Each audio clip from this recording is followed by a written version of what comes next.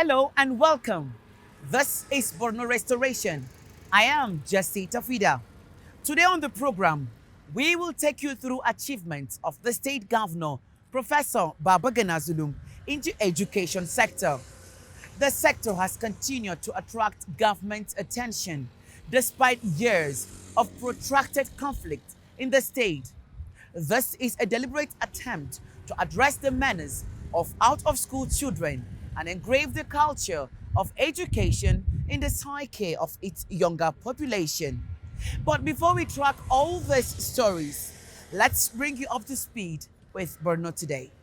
Election season is here, and the narratives are building up around candidates, political parties, and issues surrounding it. While social media has many advantages during such period, getting to new information may come at a cost. This is because of influx reports coming from various sources without authenticity. It mostly results to political unrest. But these stakeholders are here to put bloggers and social media influencers on notice that political campaigns are on and there is need to exercise caution in their online posts. We are creating this workshop to create awareness and come up with an action point that we can develop by all stakeholders in order to ensure that election no be do or die affair war. And we should mind the way we use social medias. We should use it to express ourselves, yes, but we should not use it to promote hate messages. Youth have that energy, they have the knowledge, they have the time to spread good news to people, especially building relationship. And peace building is all about relationship. Experts call on bloggers to resist the temptation from politicians that may want to use their platform to propagate hate speeches. Other stakeholders underscore the importance of objective and peaceful social media posts of political events. When I saw the youth, I was so happy because the youth are the people that are supposed to give awareness to others. If the youths spread fake news or they are fighting violence in the election, we don't have any future. Without the youths, we can't stand. Months ahead that will lead up to the 2023 general elections in Nigeria will be critical for bloggers and social media influencers owing to the inflow of political messages that will be in circulation. But ensuring accurate information regarding politics before posting, especially on social media, is key to achieving a peaceful 2023 elections. It's a youth crowd of supporters, young and old, have come out in their numbers to rally support for the presidential candidate of the APC and the state governor. Like a carnival of sorts, the group marched from the Ramat Square, Maiduguri, occupying major roads in the city center. Participants say they are sending a strong message to Nigerians that APC has all it takes to win the 2023 general election.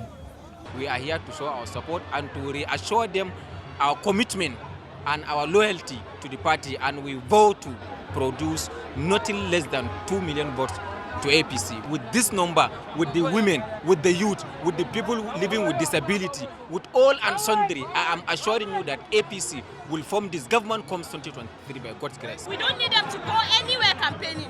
We would campaign for them. We will follow all the 27 local governments. We will go door-to-door campaign. Do what? Do units. Everything we'll do for them, and they have nothing to do. Let them sleep. We'll do it for them. Music is at full blast as this group of youths march through the streets of Maiduguri. Their destination is the government house, where they are received by the Deputy Governor, Umar Usman Kadafo. They are convinced, they are all aware of what the government have been doing for the people. Governance is all about people. So we are their servants and we serve them well. They are just coming to show solidarity, and we are happy that they understand that, yeah, we have done well for them. We have to do it. It's our responsibility to do this. the vice president is from us, the governor is performing, Bola Ahmed Tinubu is performing too. So it's our responsibility for our youth to come out and show our solidarity here.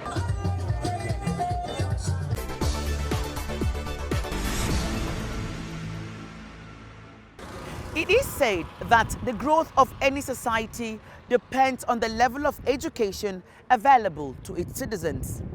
The education sector in Borno State has been devastated by more than a decade-long insurgency, forcing thousands of children to be out of school. But the Zulum administration came in with a 10-packed development agenda, with revamping the education sector as a key component. From primary to higher and tertiary institutions, it's been massive development of the sector in the Northeast state. Let's take this report.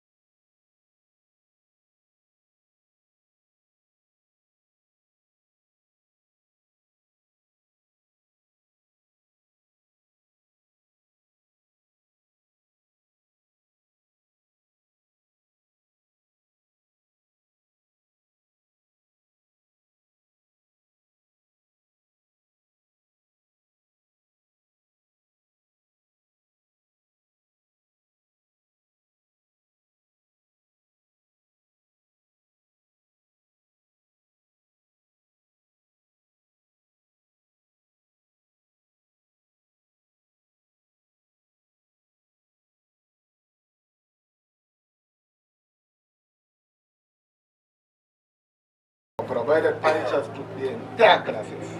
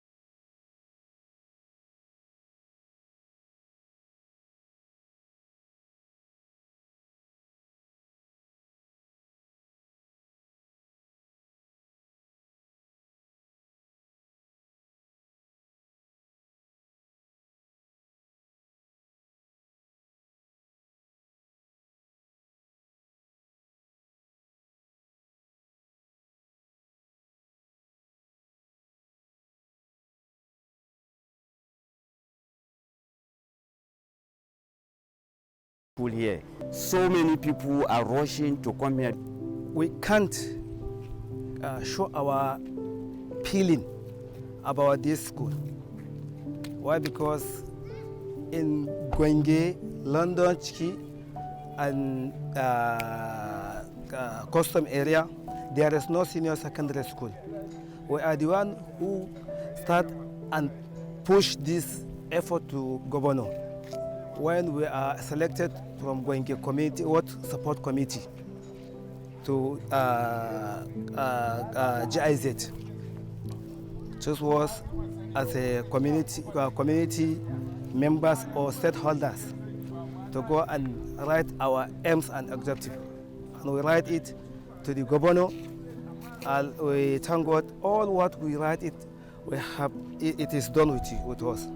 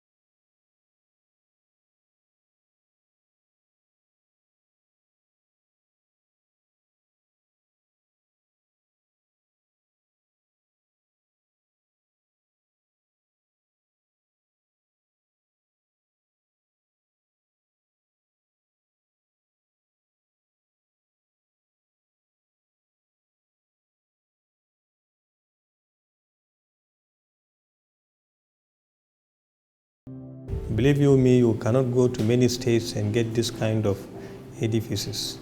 Up to this moment, the state government is still, considering providing infrastructures to the university, because the objectives, the philosophy of the state government is that the state government wants a world-class university, a university that can bear its name, a university that can stand anywhere in the world and be called a university. That's why you can see that there are a lot of infrastructures like the faculties, like student hostels, that anything that can accommodate the students. If you see some other states, they just turn some other secondary schools into universities, or some other structures to universities, which is not befitting. But here, ab initio, the state government says no, we have to start with something concrete. And that's why the state government built all these things. And in terms of support, the predecessor to this governor and this governor also, they are heavily committed. In fact, the funding now is enough to run the activities of the university every month. We don't have any problem. And this is because the governor is also passionate to see that the university stands on its feet and then rub shoulders with other universities. These interventions are deliberate attempts by Governor Babagana Zulum to reposition and revamp the education sector. Borno State is no doubt breasting the odds and rising above the ashes from a state ravaged by insurgency to a home of mega schools and education paradise in Nigeria.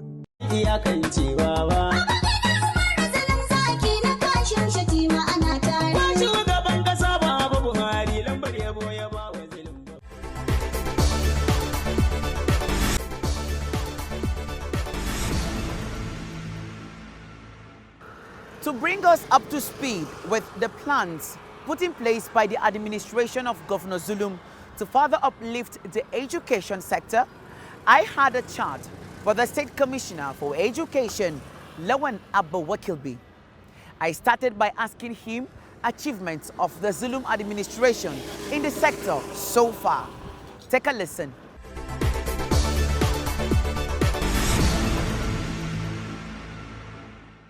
At the peak of the insurgency, the figures given are as follows.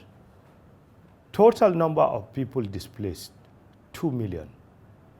According to World Bank RPBA report, total number of school infrastructure destroyed, about 5,000. According to UNICEF, total number of students out of school at that time, 1,229,000. According to our SEMA and NEMA, total number of orphans, 56,000. Total number of widows, 49,000.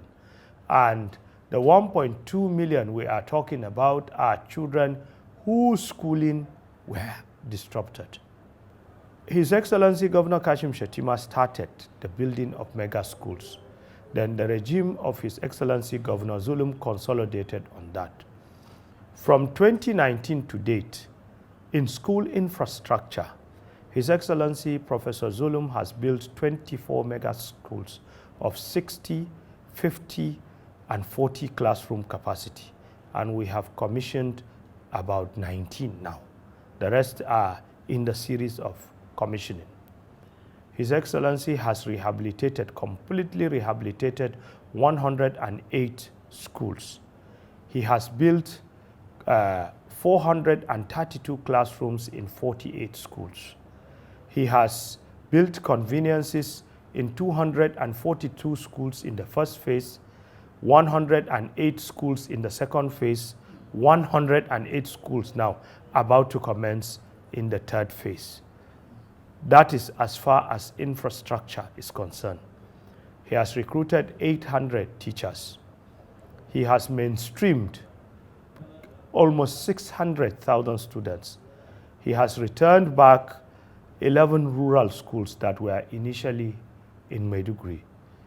And he has given books, uniforms, and other school items free to 231,000 students.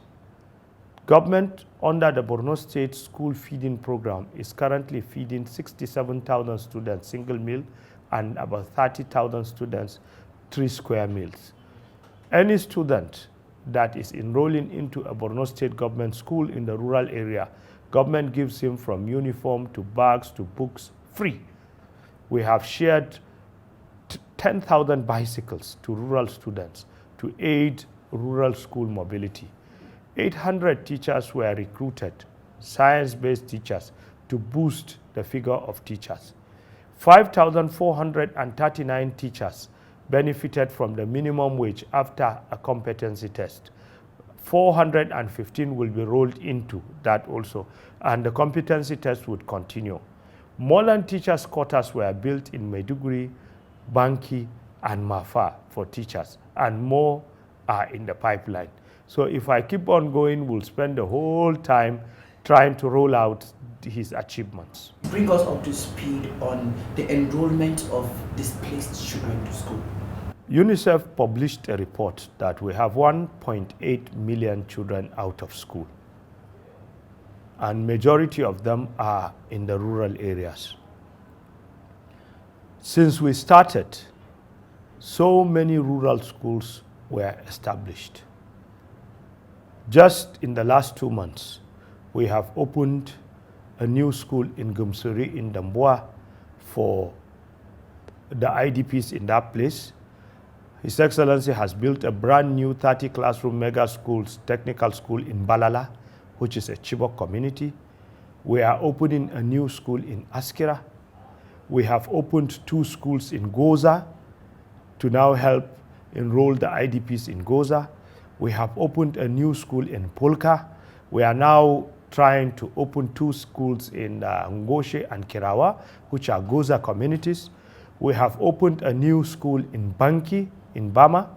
We have opened an additional government day secondary school in Bama. We have opened a new school in Mafa.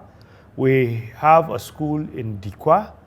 We are trying to expand the school in Gamboru. The school in Gubio has just picked up.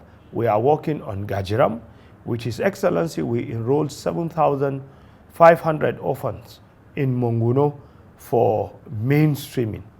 And then the Muhammadu Buhari Academy is holding about 3,000 girls drawn from all the shores of the IDP affected areas.